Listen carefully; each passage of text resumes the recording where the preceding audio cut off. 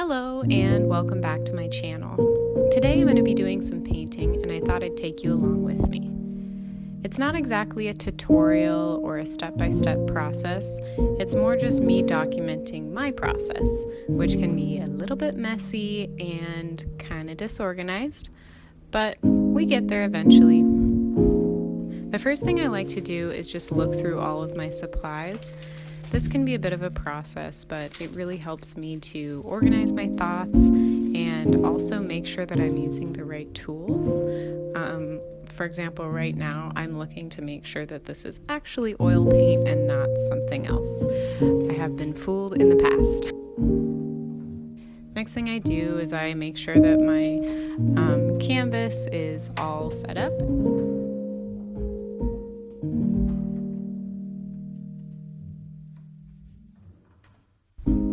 I'm using walnut oil and a low odor solvent.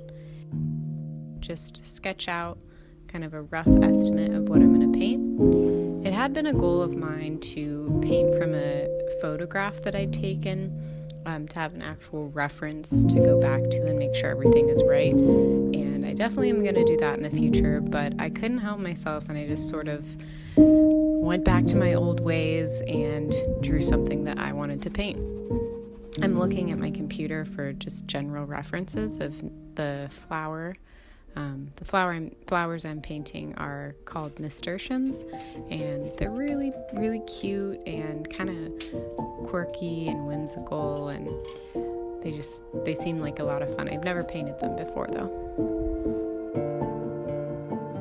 After I have my pencil sketch done, I like to go in with just a brown toned paint and do a sketch with the paint. I don't know if this is regular practice or not, it's just what I like to do because I get kind of a feel for the paint, and it also helps me with outlining my shadows. For example, you can see in the left corner, I'm really excited about this really dark space.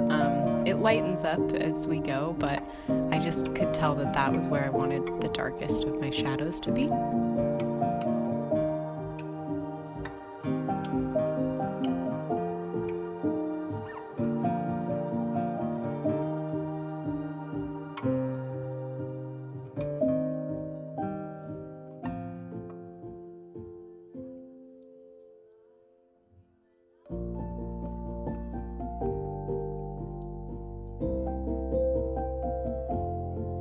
I skip a bit of time here because my camera died and I didn't realize it, and I just kept painting. So you can kind of tell there's a bit of a time jump.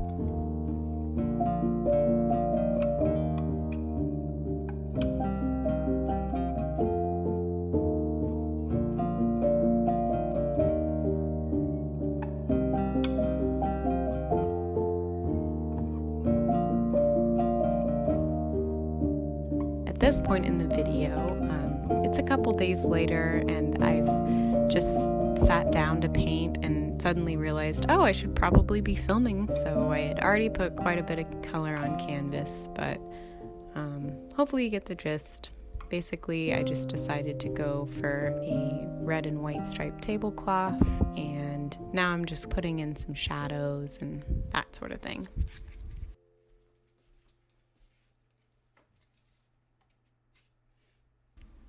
I don't know why I have such trouble with this apron, but I do every single time.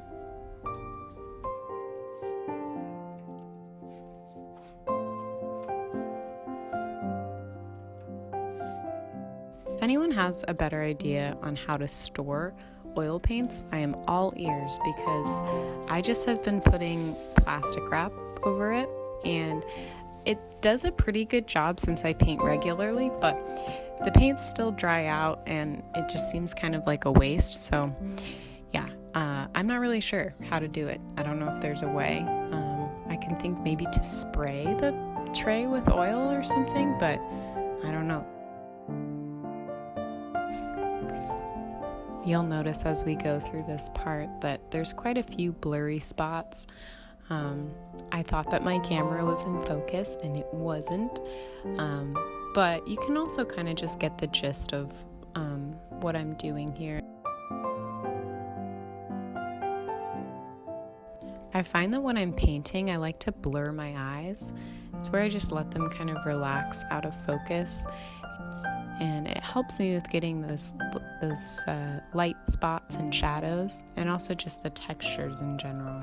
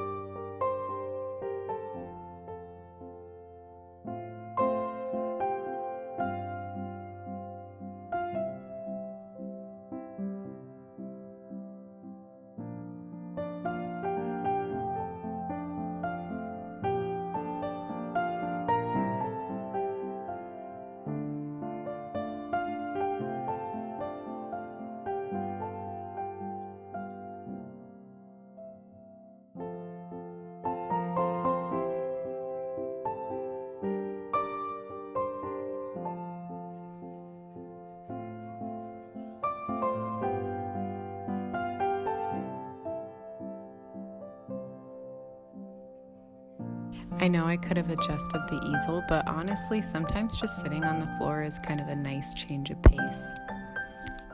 And also, maybe I'm a little bit lazy.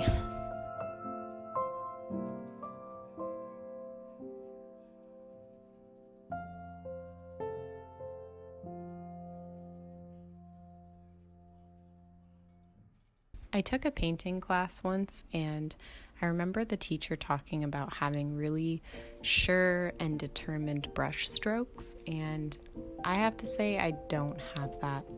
I'm definitely going to need to work on that, because most of my brush strokes tend to be almost like coloring. I just like to fuss with it and smooth it and round it out, and I remember her talking about having one stroke doing all that work, and it definitely made an impression. I just don't think I've quite taken it to heart yet.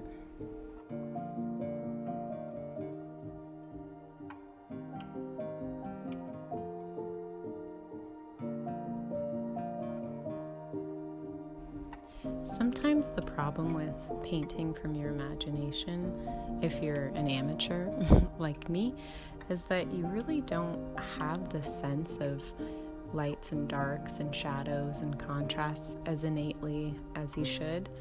While some people do, I think, just by virtue of being super talented, they can just think of where the light would hit and how the shadows would play, and they're just really good at that. And I'm not. I definitely need practice, and for me it really would be a lot better if I was going from a reference or going from something really specific so that I could see that's where the shadow is or that's where the light is.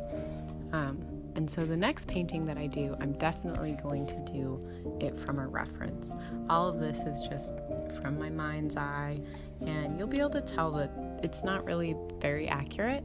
I'm trying, but it needs some work. But with all that said, it's just a really fun activity. I really love painting, and I think that I still learn a lot, even if I'm not going from a reference, because I kind of get a sense of what works and what doesn't. I guess maybe you could think of it as being the slow road or the hard road. But since it's a road that I enjoy walking down, I'm okay with it for now.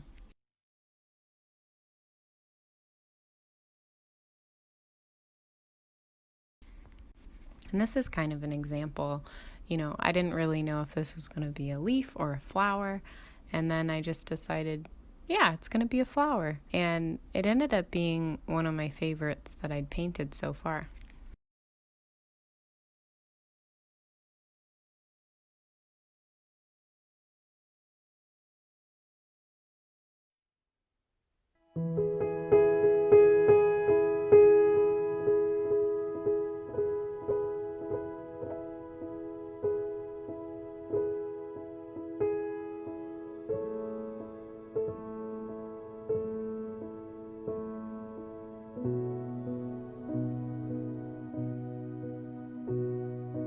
I'm not sure when this piece will be done. Sometimes it can be really difficult to know when something is complete, but you just have to trust your gut and know when to let go. This comes with practice. Enjoying your practice is the most important thing because this enjoyment will keep you going past the frustrations of failure and on to the next project.